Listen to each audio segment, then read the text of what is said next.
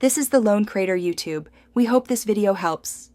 You start by confirming prerequisites and then take the first actionable steps. You install Themekit on iOS and sign into your store account. This authenticates API access.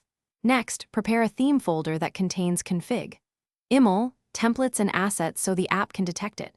Once done, enable SSH or create an API password, copy it to the clipboard, and store it securely.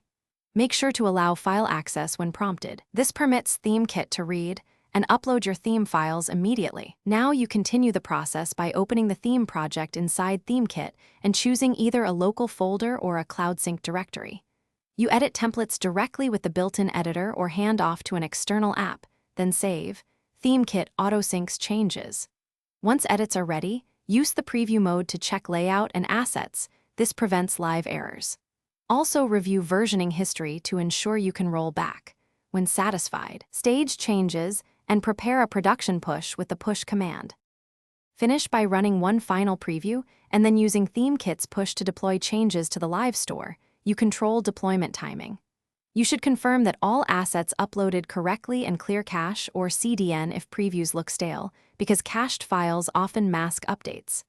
If the push fails, check the API key and permission scopes first, verify network connectivity, and inspect file permissions. Correct those and retry.